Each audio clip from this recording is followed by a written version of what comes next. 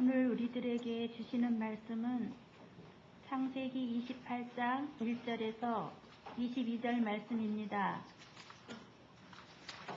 창세기 28장 1절에서 22절 말씀을 이제 봉독합니다. 이삭이 야곱을 불러 그에게 축복하고 또 당부하여 이르되 너는 가나안 사람의 딸들 중에서 아내를 맞이하지 말고 일어나 밧단 아람으로 가서 내 외조부 부두엘의 집에 이르러 거기서 내 삼촌 라반의 딸 중에서 아내를 맞이하라. 전능하신 하나님이 내게 복을 주시어 내가 생육하고 번성하게 하여 내가 여러 족속을 이루게 하시고 아브라함에게 허락하신 복을 내게 주시되 너와 함께 내 자손에게도 주사 하나님이 아브라함에게 주신 땅 곧 내가 거류하는 땅을 내가 차지하게 하시기를 원하노라. 이에 이삭이 야곱을 보내매 그가 밧단 아람으로 가서 라반에게 이르렀으니 라반은 아람 사람 부두엘의 아들이요 야곱과 에서의 어머니 리브가의 오라비더라. 에서가 본즉 이삭이 야곱에게 축복하고 그를 밧단 아람으로 보내어 거기서 아내를 맞이하게 하였고 또 그에게 축복하고 명하기를 너는 가나안 사람의 딸들 중에서 아내를 맞이하지 말라 하였고 또 야곱이 부모의 명을 따라 밧단 아람으로 갔으며 에서가 또 본즉 가나안 사람의 딸들이 그의 아버지 이삭을 기쁘게 하지 못하는지라. 이에 에서가 이스마엘에게 가서 그 본처들 외에 아브라함의 아들 이스마엘의 딸이요 느바요스의 누이인 마할랏을 아내로 맞이하였더라. 야곱이 브엘세바에서 떠나 하란으로 향하여 가더니 이곳에 이르러는 해가 진지라. 거기서 유숙하려고 그곳의 한 돌을 가져다가 베개로 삼고 거기 누워 자더니 꿈에 본즉 사닥다리가 땅 위에 서 있는데 그 꼭대기가 하늘에 닿았고 또 본즉 하나님의 사자들이 그 위에서 오르락 내리락 하고 또 본즉 여호와께서 그 위에 서서 이르시되 나는 여호와니 너의 조부 아브라함의 하나님이요 이삭의 하나님이라. 내가 누워있는 땅을 내가 너와 내 자손에게 주리니 내 자손이 땅의 티끌이 티끌같이 되어 내가 서쪽과 동쪽과 북쪽과 남쪽으로 퍼져 나갈지며 땅의 모든 족속이 너와 내 자손으로 말미암아 복을 받으리라. 내가 너와 함께 있어 내가 어디로 가든지 너를 지키며 너를 이끌어 이 땅으로 돌아오게 할지라. 내가 내게 허락한 것을 다 이루기까지 너를 떠나지 아니하리라 하신지라. 야곱이 잠이 깨어 이르되 여호와께서 과연 여기 계시거늘 내가 알지 못하였도다. 이에 두려워하여 이르되 두렵도다. 이곳이여 이것은 다름 아닌 하나님의 집이요 이는 하늘의 문이로다 하고 야곱이 아침에 일찍 일어나 베개로 삼았던 돌을 가져다가 기둥으로 세우고 그 위에 기름을 붓고 그곳 이름을 베델이라 하였더라. 이 성의 옛 이름은 우스더라. 야곱이 서원하여 이르되 하나님이 나와 함께 계셔서 내가 가는 이 길에서 나를 지키시고 먹을 떡과 입을 옷을 주시어 내가 평안히 아버지 집으로 돌아가게 하시오면 여호와께서 나의 하나님이 되실 것이요 내가 기둥으로 세운 이 돌이 하나님의 집이 될 것이요 하나님께서 내게 주신 모든 것에서 10분의 1을 내가 반드시 하나님께 드리겠나이다 하였더라. 이것은 하나님의 말씀입니다. 지난주에 나눴던 말씀 한번 복습하고 가도록 하겠습니다. 네 인물을 살펴봤는데요. 먼저 이삭이라는 사람하고요. 그 다음에 리브가, 야곱, 에서 이렇게 네 명의 사람들을 살펴봤습니다.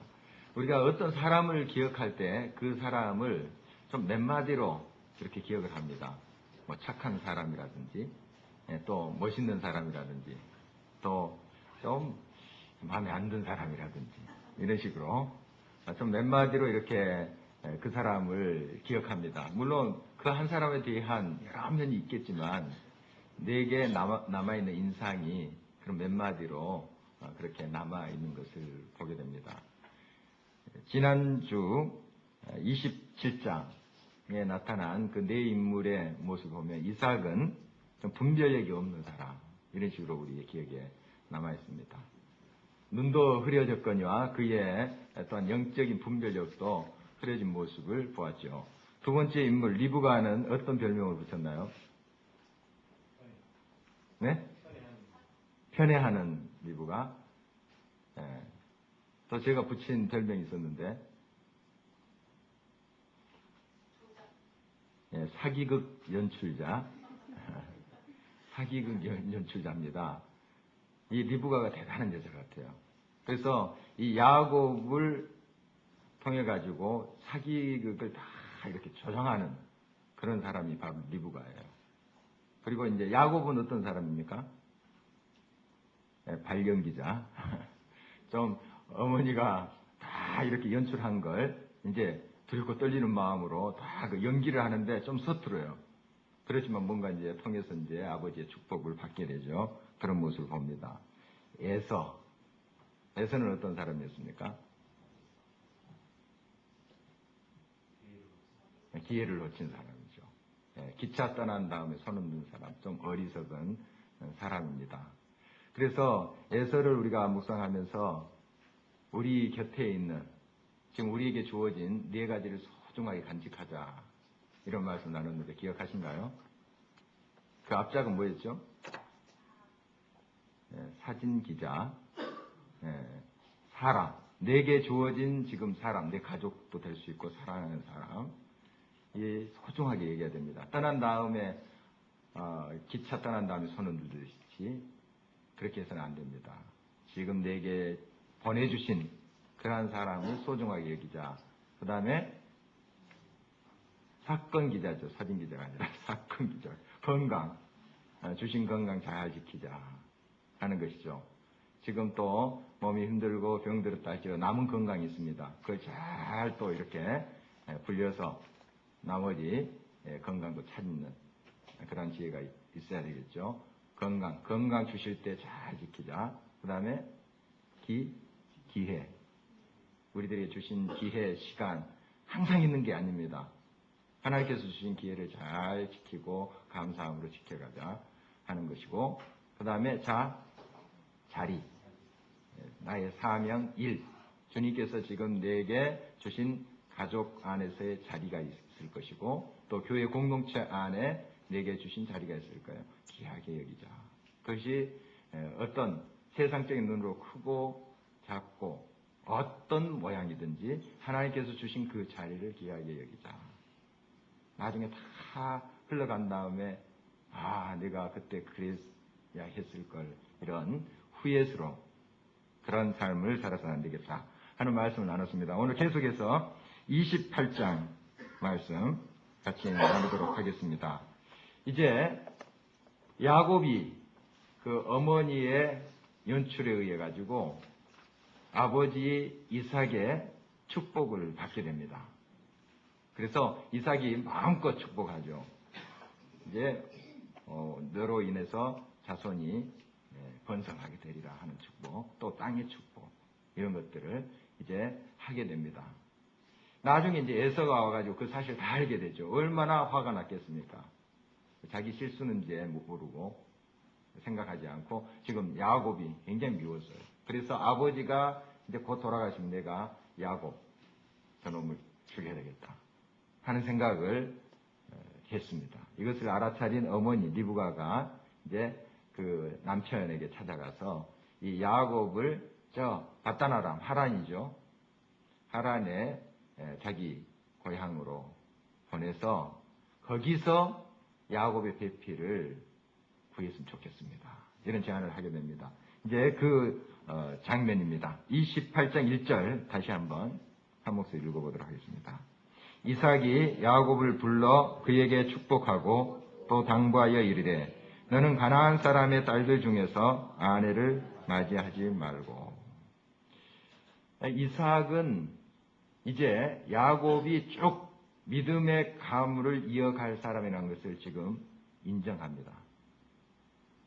야곱이 속여가지고 받을 때는 이삭이 잘 몰랐죠.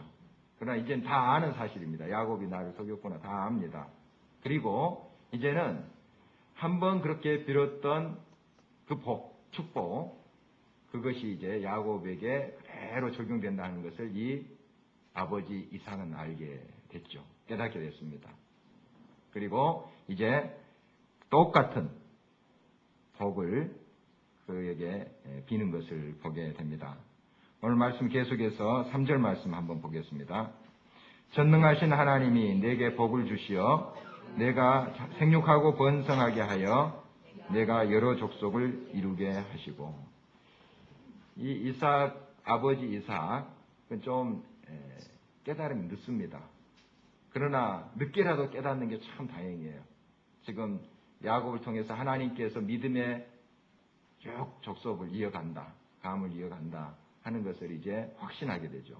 그래서 이제 지금 또 야곱을 그 밧단 아람 하란으로 보내면서 축복합니다. 그리고 이 믿음의 유업을 잇는다는 것이 이렇게 중요한 건가 다시 새삼스럽게 깨닫게 됩니다. 야곱을 이제 밧단 아람에 보내면서 믿음의 배필을, 그러니까 하나님을 믿는 그 배필을 얻게 하는 그런 목적으로 야곱을 지금 보내고 있는 것이죠. 옛날 생각납니다. 자기 아버지 아브라함이 왜 그 주변에 있는 가나안 여인을 자기 아내로 삼지 않고, 그러니까 아브라함의 며느리로 삼지 않고 왜 그 밧단 아람까지 종을 보내가지고 지금 아내 리브가를 얻게 하셨는가 하는 것이 생각났겠죠. 좀 거기에 대해서 그렇게 이삭이 참 매우 중요한 일인 것 같다 하지만 확신이 없었습니다. 그러니까 계속 그 큰 아들 에서에게 기대를 걸었죠. 에서가 계속 자기의 모든 유업을 이어갈 자로 생각한 거죠. 그러나 이제야 깨닫게 된 겁니다. 아, 이게 아닌구나. 정말 신앙의 유산이라는 게 가장 중요하구나 하는 것을 이삭이 이제 깨닫게 된 거예요. 그래서 이제 리브가가 이야기한 대로 이 야곱을 자기 고향으로 보내죠. 하란, 밧단 아람으로 보냅니다. 그래서 믿음의 하나님을 믿는 그 딸을 얻도록 이렇게 하는 모습을 보게 됩니다. 계속해서 4절 말씀 보도록 하겠습니다. 아브라함에게 허락하신 복을 내게 주시되 너와 함께 내 자손에게도 주사 하나님이 아브라함에게 주신 땅 곧 내가 거류하는 땅을 내가 차지하게 하시기를 원하노라. 지금 야곱은 아무것도 없습니다. 밧단 아람으로 떠나는 야곱의 모습을 한번 생각해 보세요. 뭐 보따리 하나 가지고 갔을지 모르겠습니다. 지금 땅 없습니다. 아브라함도 지금 그랄 땅에서 얹혀 살고 있어요. 자기 재산은 많지만은 자기 땅이 없습니다. 하나님은 그럼에도 불구하고 지금 아무것도 없는데 땅을 주시겠다 하는 거예요. 지금 아버지의 축복 속에 그런 내용이 나오죠. 땅을 주겠다. 자손 없습니다. 결혼도 안 했는데요. 형은 자손 있죠. 그 가나안 여인, 지금 가나안 여인 2사람 취해가지고 아내를 벌써 삼고 있습니다. 형은 결혼하고 아들, 딸 낳고 또 손주도 보고, 그런데 지금 이 야곱은 지난 시간에 우리 살펴본 대로 한 70세 중반, 옛날 아브라함이 그 하란을 떠날 때 그 나이쯤, 할아버지가 그 하나님 명령을 받고 떠날 때 그 나이 정도예요. 상당히 나이가 든 겁니다. 지금 야곱이. 우리가 생각하는 그런 어떤 청년 야곱이 아니에요. 그런데 지금 이룬 것이 하나도 없습니다. 야곱이 이룬 게 하나도 없어요. 결혼도 안 했죠. 자손도 없죠. 아들, 딸 없어요. 땅 없습니다. 보따리 하나 지금 들고 가는데 그런 축복을 하는 겁니다. 아버지가. 나중에 꿈에서 또 하나님께서 똑같은 그 복을 약속하십니다. 똑같습니다. 아버지가 자기에게 빌었던 그 복, 그 내용을 하나님께서 다시 확인하면서 그 땅과 자손에 대한 약속을 주신 것을 보게 됩니다. 에서를 잠깐 우리 중간에 살펴보도록 하겠습니다. 6절 이하에 에서의 이야기가 잠깐 나오는데요. 이제 에서가 이렇게 보니까 아버지가 자기 동생 야곱을 그 밧단 아람에 보내서 믿는, 하나님을 믿는 그런 딸을 구하기 위해서 이제 그 동생을 보내는 것을 보면서 이제서야 조금 뭔가 감이 오는 거예요. 에서도. 그래서 가나안 여인 2아내가 자기 부모님들에게 마음에 흡족하게 그렇게 효도를 못한 것 같아요. 이제 에서가 가나안 여인을 취할 때부터 지금 부모의 마음이 안 좋았습니다. 성경에 보니까 이삭과 리브가의 마음이 안 좋았다. 이런 기록을 보면 이제 이 에서도 감이 있죠. 사람 느낌이 있죠. 아버지가 어머니가 내 아내들을 별로 좋아하지 않는구나.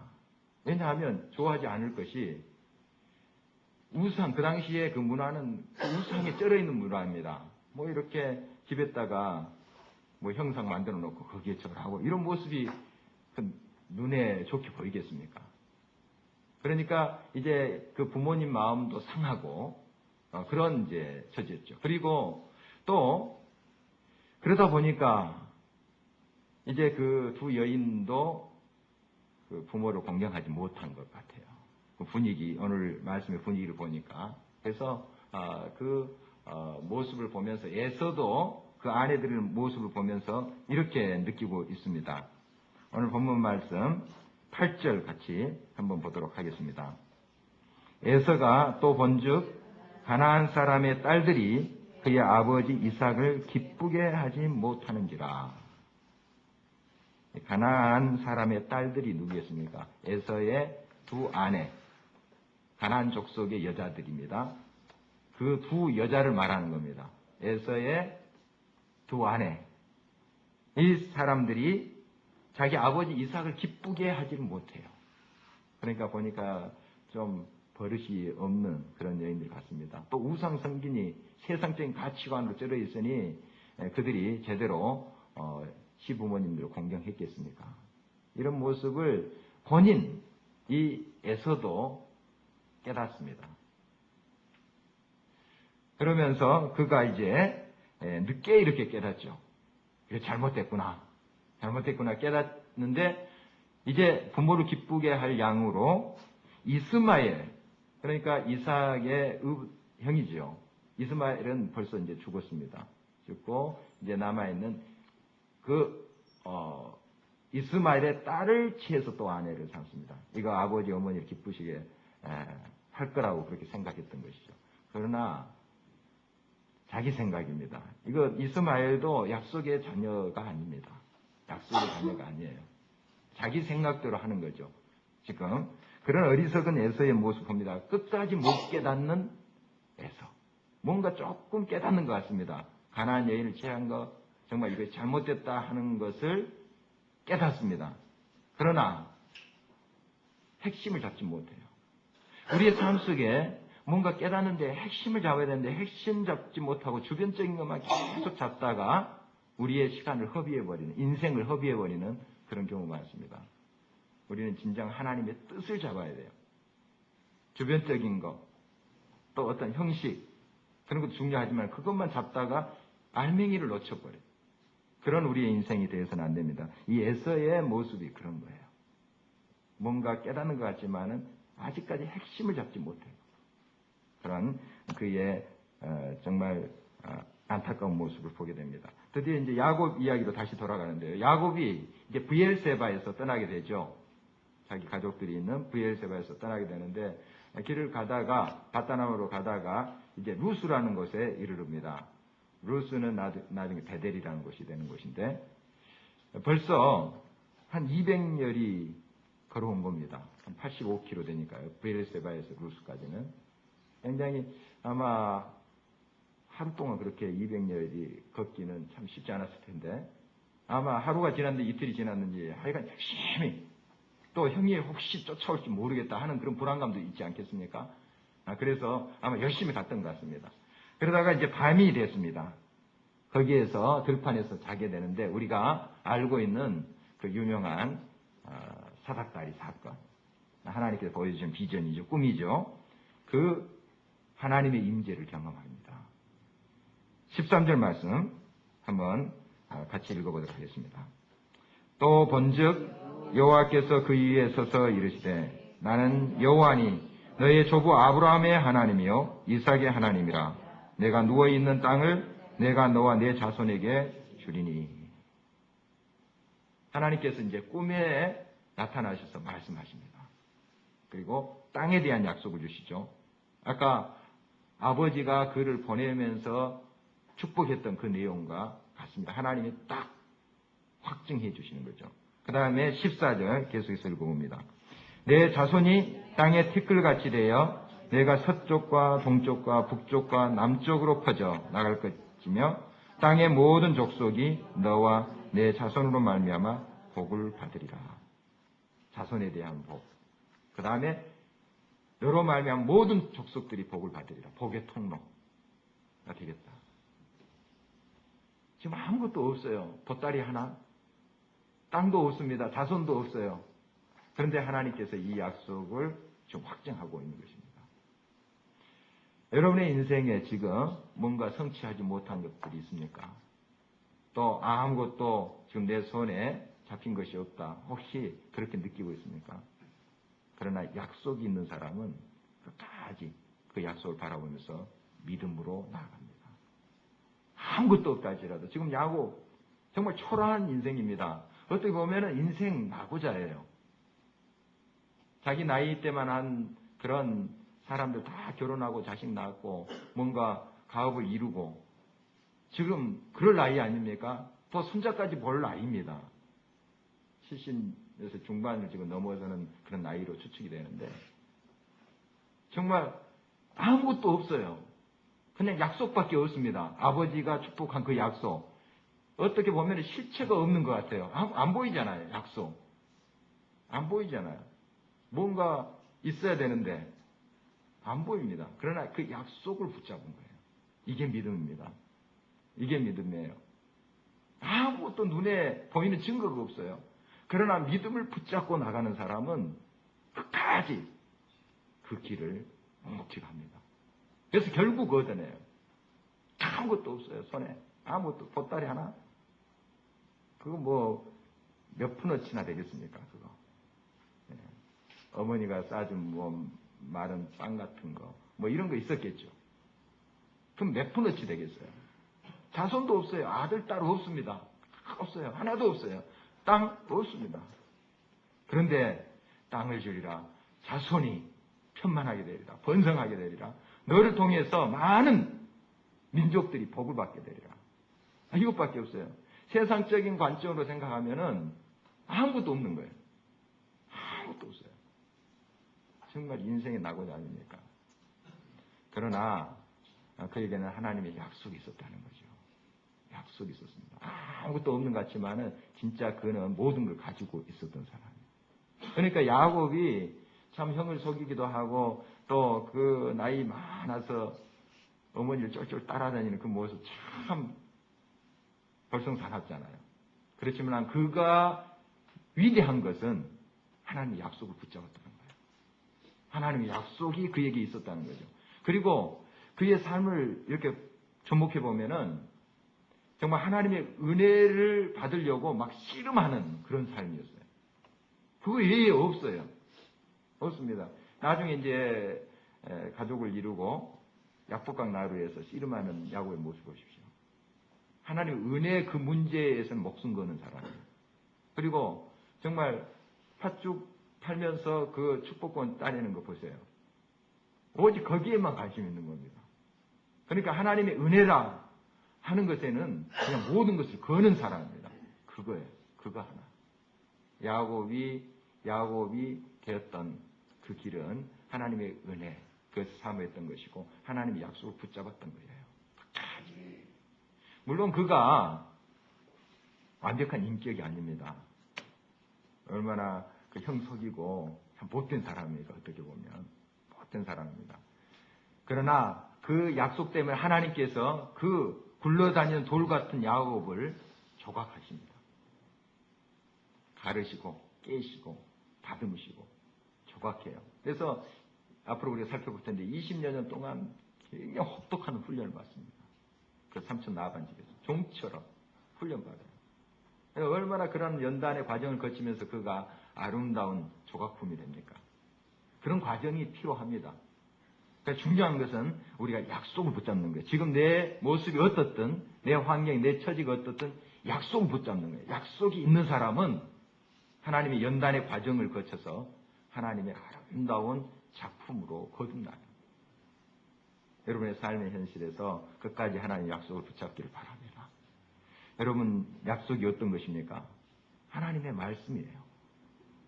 이것은 옛날 이스라엘 사람들에게만 주는 말씀이 아니고 지금 내게 주신 말씀이에요.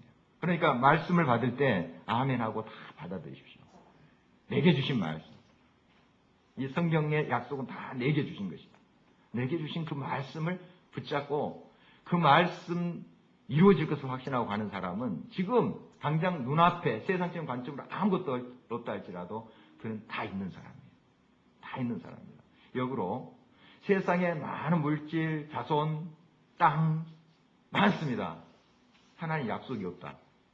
사실 아무것도 없는 사람입니다. 아무것도 없는 사람. 다 가잖아요. 이 세상 떠날 때 빈손으로 가잖아요. 없어요.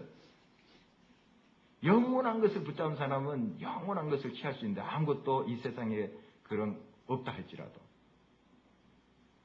그래서 우리가 어떤 가치관을 가지고 사느냐가 참 중요합니다. 하나님이 한 가지 더, 아버지가 이렇게 축복할 때, 이삭이 야곱에게 축복할 때 구체적으로 좀 언급이 분명하게 안 드러난 것을 하나님께서 확증해 주시는데 그 내용이 15절 말씀입니다.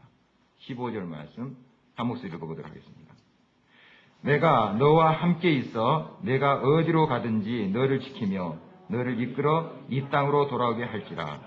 내가 네게 허락한 것을 다 이루기까지 너를 떠나지 아니하리라 하신지라. 이게 어떤 약속입니까? 내가 너와 함께 있어. 어디로 가든지 너를 지키겠다. 이게 어떤 약속이에요? 임마누엘 약속입니다. 임마누엘. 정말 임마누엘 이 약속을 붙잡는 사람은 모든 것을 가지고 있는 사람이에요. 지금 여러분들이 어떤 빈궁에 처해 있습니까? 물질 없고 또 정말 아무것도 없는 듯한 무화과 나무 잎도 마르고 포도 열매도 없고 그런 상황이에요. 임마누엘 가지고 있는 사람 다 가지고 있는 사람이에요. 다시 반복하지만 임마누엘 신앙이 없는 사람은 다 잃은 겁니다.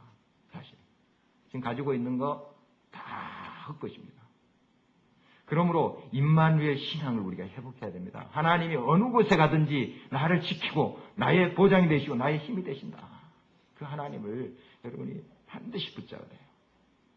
임마누엘 신앙 있는 자는 결국 하나님의 약속의 성취를 경험합니다. 결국 때가 되면 하나님의 때에 하나님께서 이루신 것을 경험하게 됩니다. 야곱 지금 약속을 받을 때 아무것도 없어요. 지금 하나님께서 약속을 확증하는 이 시간 아무것도 없습니다. 그러나 사실 그에게 있는 거예요. 씨앗이 그에게 있는 겁니다. 결국 때가 되니까 하나님 약속대로 그를 통해서 쭉 이스라엘이 이어지잖아요. 바로 야곱이란 사람이 이스라엘 나중에 그 이름으로 바꿔져요. 야곱의 이름이 이스라엘입니다. 그를 통해서 이스라엘이 생겨난 거예요. 물론 더 이제 깊은 뿌리가 아브라함까지 가겠지만 야곱이 이스라엘 되는 겁니다. 정말 볼품없었던 사람입니다. 인생에 나고자 했어요. 세상적인 관점으로. 그리고 참 별로 질 안 좋은 사람이에요. 그러나 약속을 붙잡고 끝까지 하나님의 은혜를 삼으면서 가니까 하나님이 그를 연단시키고 다듬어가지고 그 이스라엘 되게 하잖아요. 그러므로 여러분의 삶이 어떻든 항상 하나님의 약속을 붙잡으십시오. 임마누엘 신앙을 붙잡으십시오. 하나님은 끝까지 약속을 지키시고 나와 함께 하신다. 나의 길을 인도하신다 하는 사실을 우리가 믿어야 될 것입니다. 이제 야곱이 잠이 깨었습니다. 잠이 깨어난 다음에 이렇게 고백을 합니다. 16절 말씀 같이 한번 보겠습니다. 야곱이 잠이 깨어 이르되 여호와께서 과연 여기 계시거늘 내가 알지 못하였도다. 지금 이 임마누엘 신앙 그 전에는 없었다는 거예요. 그러니까 아버지가 이제 하나님 부르고 뭐 예배도 드리고 이렇게 했겠죠. 그 당시 제사겠지만. 그래서 옆에서 이제 하나님이 여기 계신구나, 우리 집에 계신구나. 근데 지금 집을 떠나왔어요. 근데 그곳에 하나님이 계실 줄 꿈에도 생각하지 못한 거예요. 하나님은 어떤 다른 신들처럼 어떤 지역을 관할하는 그런 영적인 존재인 것처럼 이 야곱은 생각했던 거예요. 이전에는 그런 개념으로 하나님을 생각한 겁니다. 아버지 집, 이삭, 그 집에만 계시는 하나님. 그 당시에 이제 신들의 개념이 그런 거예요. 어느 지역의 신, 또 다른 지역에 가면 다른 지역의 신. 그래서 이 하나님은 그런 식으로 야곱이 생각한 거예요. 그러나 지금 보니까 이 꿈에서 지금 브엘사베 멀리 떨어진 이곳까지 하나님께서 역사하시고 보여주시는 거예요. 약속해 주시는 거예요. 아, 여기도 계시는구나. 그래서 야곱이 임마누엘 신앙을 붙잡게 된 겁니다. 이 베델의 사건을 통해서. 그래서 그 확신을 가지고 갑니다. 끝까지. 이런 믿음이 믿음의 사람들에게 공통적으로 드러납니다. 나중에 보면은 요셉도 마찬가지예요. 요셉도 그 보디발의 집에 있을 때도 끝까지 하나님이 나와 함께 계신다. 그건 믿습니다. 애국 궁정에 있을 때도 하나님이 나와 함께 하신다. 임마누엘 신앙입니다, 이게. 임마누엘 신앙. 그 다음에 다니엘도 마찬가지입니다. 다니엘도 자기 백성들과 함께 바벨론의 포로로 가잖아요. 그러나 그 바벨론에서도 하나님이 계신다는 걸 믿었어요. 이스라엘만, 유다 땅에만 하나님 계신 것이 아니라 예루살렘 성전에만 하나님 계신 것이 아니라 지금 내가 있는 바벨론 이곳에도 지금 썩어 문드러져가는 그런 바벨론 제국. 얼마나 악한 제국입니까? 정말 하나님을 경외하지도 않고 그런 곳에서조차 하나님이 계신다 하는 걸 그는 믿었어요. 그러니까 그 믿음으로 임마누엘 신앙으로 그 모든 환란을 이겨가잖아요. 하나님께서 그를 높이 드시고 또 쓰시잖아요. 하는 걸 보게 됩니다. 믿음의 사람들은 이 임마누엘 신앙, 그래서 한순간도 잊지 않습니다. 바울 사도도 마찬가지잖아요. 어느 곳에 있든지, 깊은 감옥에 있든지, 매를 맞든지, 그곳에 하나님이 함께 계심을 그는 믿었습니다. 그리고 그 모든 것을 이겼습니다. 믿음으로 이겼죠. 바로 이러한 임마누엘 신앙을 여러분 회복하시길 바랍니다. 여러분 가정에도 하나님이 늘 함께 계십니다. 여러분 어느 곳에 가든지 길을 가든지 눕든지 일어서든지 하나님이 여러분과 함께 하십니다. 그 하나님은 모든 것의 모든 것 되신 분이세요. 그분이 있으면 모든 것이 있는 겁니다. 그분이 없는 삶 있는 것 같지만 많은 부와 명예와 권력 차지하고 있는 것 같지만 없는 사람이에요. 실패한 삶입니다. 이 땅의 삶은 또 가는 것 아니겠습니까? 영원을 우리가 붙잡지 않냐면 없는 겁니다. 다 썩어지는 것들이에요. 우리가 이 땅의 삶에 성실하고 또 우리에게 주신 은혜에 감사하면서 성실하게 이렇게 살아가는 것 참 중요합니다. 그러나 이 임마누엘 신앙 잃으면 안 됩니다. 이거 붙잡고 그 신앙의 기초 위에 우리가 삶에 주어진 모든 것에 성실을 다하는 것입니다. 이것이 건강한 신앙인의 모습이 되겠죠. 이런 신앙으로 주님 앞에 응답해야 될 것입니다. 이제 잠이 깨어서 이 야곱이 자기가 배웠던 돌을 이렇게 세워서 기름을 붓고 하나님께 감사를 드립니다. 하나님께서 이런 약속을 주셨습니다. 또 이 약속을 분명히 성취하실 줄 믿습니다. 이런 고백이에요. 야곱이. 그래서 이제 그냥 생각만으로 그렇게 믿습니다 하지 않고 그런 증거를 이렇게 세워놓은 거예요. 돌을 이렇게 이제 세워놓고 기름까지 이렇게 부었습니다. 요즘 같았으면 아마 인증샷 했을 거예요. 딱 이렇게 사진 찍어놨을 겁니다. 예. 아마 그랬을 것 같아요, 야곱이. 그렇게 해서 하나님 앞에 감사드린 거죠. 하나님이 나와 함께 하십니다. 얼마나 그 집을 떠났을 때 애로움이 컸을까요? 물론 아버지가 자기에게 축복하고 그렇게 될 줄 믿습니다 하는 그런 신앙도 있습니다만 임마누엘 신앙이 아직 없었잖아요. 지금 이 꿈꾸기 전까지는. 얼마나 애로웠을까요? 홀로. 또 형이 혹시 달려오지 않을까, 죽이기 위해서 자객이라도 보내지 않을까. 얼마나 두려웠겠어요. 그런데 이제는 그의 삶이 달라집니다. 임마누엘 신앙 때문에 달라져요. 그 삼촌 나아반의 집에서 고생을 하더라도 하나님이 나와 함께 계신다. 분명히 그 살아계신 하나님이 약속하신 대로 내게 이루신다. 하고 그 모든 그 과정을 견뎌가잖아요. 정말 정에 맞고 또 갈면서 그 작품이 만들어져 가듯이 그 고난을 참습니다. 그러면서 그 정말 인간 소위 쓰레기 같은 야곱이, 굴러다니는 돌덩어리 같은 야곱이 조각품이래요. 물론 완벽한 인간이 어디 있겠습니까만은, 그러나 하나님 손에 맡기고 임마누엘 신앙을 갖게 되자 정말 하나님께서 그를 다듬고 새롭게 하는 그런 모습을 우리가 볼 수가 있습니다.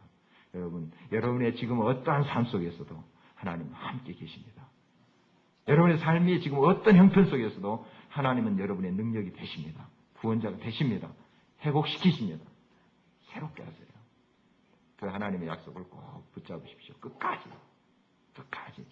어떤 연단 속에서도 그 약속이 있는 사람은 이제 모든 두려움을 떨치고 어떤 상황 가운데서도 하나님의 승리를 고백할 수 있을 것입니다. 이제 이렇게 하나님 앞에 예배 드린 다음에 서원을 하게 됩니다. 한 3가지 서원을 하게 되는데, 이제 하나님께서 큰 복을 주셨잖아요. 그렇게 하리라. 내가 임마누엘에 대해서 땅, 자손, 너를 통해서 모든 민족이 복을 받고 하는 그런 약속을 주셨어요. 얼마나 감사합니까? 지금 아무것도 없지만 참 감사했어요. 그래서 이제 하나님 앞에 예배 드리면서 3가지 서원을 하는데, 첫 번째 이제 서원이 21절 같이 한번 읽어보도록 하겠습니다. 내가 평안히 아버지 집으로 돌아가게 하시오면 아버지께서 나의 하나님이 되실 것이요. 영원히 하나님만 섬기겠다 하는 그런 고백입니다. 여호와께서 나의 하나님이 되실 것이다. 여호와만 나의 하나님으로 모시겠습니다. 이런 뜻입니다. 다른 신, 다른 세상의 가치와 눈 돌리지 않고 하나님께만 주목하겠습니다. 영원히 하나님만을 섬기겠습니다. 유일하신 하나님, 그분만을 바라보겠습니다. 이런 이제 고백을 하고요. 2번째 서원은 22절 상반절입니다. 같이 한번 읽겠습니다. 내가 기둥으로 세운 이 돌이 하나님의 집이 될 것이요 하는 그런 서원입니다. 그러니까 이 베델이라는 말 자체가 하나님의 집 이런 뜻입니다. 베드, 이것은 이제 집이란 뜻이고요. 엘, 하나님의 집, 베델. 이렇게 집, 바로 하나님의 성소가 될 것이다 하는 것인데요. 자, 이것이 무슨 말씀일까요? 물론 그곳에 이제 하나님의 성소를 짓는다 하는 뜻도 되겠지만, 이곳이 하나님을 경외하고 하나님께 예배드리는 그러한 아름다운 교회가 되겠습니다. 하나님을 우리가 온전히 섬기겠습니다 하는 그런 고백입니다. 그러니까 우리 교회가 이제 교회를 세운다. 강가의 교회, 숲속의 교회 이렇게 교회를 세운다. 이런 이제 의미도 되겠지만, 사실 그것보다도 교회를 세우겠습니다 이런 약속은 교회가 교회답게 정말 하나님의 영광을 드러내는 그런 교회답게 세워지도록 제가 일조하겠습니다. 이런 고백입니다. 그러니까 이 길가에 교회가 있는데 우리가 하나님의 은혜에 감사해서 하나님의 교회를 세우겠습니다. 베델을 세우겠습니다. 이런 고백은 나로 인해서 이 교회가 더 하나님의 교회답게 세워지도록 그렇게 내가 최선을 다하고 하나님 앞에 믿음으로 응답하겠습니다. 이런 고백입니다. 물론 건물을 짓고 하는 것도 거기에 포함되겠지만, 더 깊은 의미는 교회를 세운다는 건 바로 교회가 교회되게 그렇게 기도하면서 내가 겸손히 섬기겠습니다 하는 그런 고백이죠. 바로 우리를 통해서 이런 교회가, 또 한국 교회가 건강하게 또 하나님의 영광을 드러내는 그러한 모습을 세워지기를 간절히 바랍니다.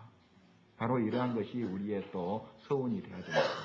하나님과의 그러한 약속이 되어야 됩니다. 그러나 정말 그렇지 못한 부분들이 얼마나 많습니까? 참으로 교회가 교회답지 못한 그런 부분으로 인하여 하나님의 영광을 가리는 그런 모습들이 참 많죠. 우리가 이 사실들을 살피면서 진정 나로 인하여 교회가 세워지게 해주십시오. 정말 하나님이 기뻐하시는 성소가 될 수 있도록 주님께서 역사해 주십시오. 겸손히 우리가 그렇게 주님 앞에 기도하며 응답해 가야 될 것입니다. 또 우리 교회를 통해서 한국 교회가 더 향기나는 하나님의 영광을 드러내는 교회로 세워지게 해주십시오. 이것이 베델 서약입니다. 이것이 더 근본적인 베델 서약. 이것이 저와 여러분에게 있기를 바랍니다. 세 번째 이제 서약이 11조의 서약인데요. 계속해서 22절 하반절 읽겠습니다. 하나님께서 내게 주신 모든 것에서 10분의 1을 내가 반드시 하나님께 드리겠나이다 하였더라.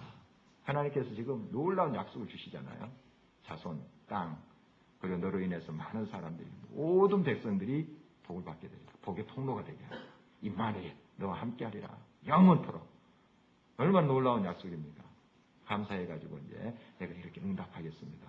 한 세 가지 중에 하나가 11조입니다. 사실 우리의 모든 소도 가지고 있는 것에 이제 10의 1조를 바치는 것인데, 하나님께 우리의 삶을 다 바칩니다 하는 의미가 거기 있어요. 그런데 하나님께서 우리가 11조 안 바쳐도 하나님 모자라신 분이 아닙니다.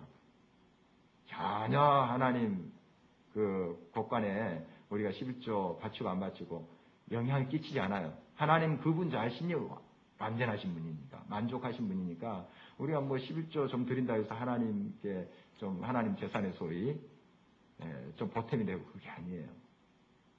왜 11조를 드리라고 하시는가?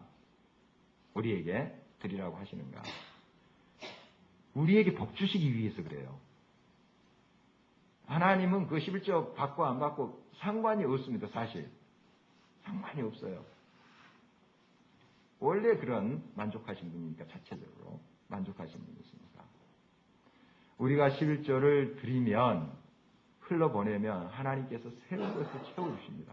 더 풍성한 것으로. 이것이 영적 원리예요.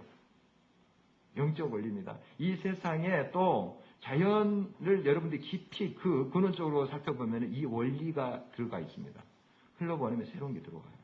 우리도 내보내면 새로운 것을 취하게 되잖아요.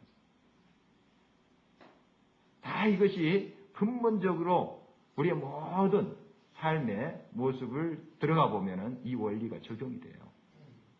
우리가 하나님 앞에 드린다는 것은 우리를 위한 것입니다. 드리고 내 속에 있는 것을 주님 앞에 내어놓고, 손에 쥔 것을 내어놓고 손을 펴면 더 큰 것을 채워주십니다.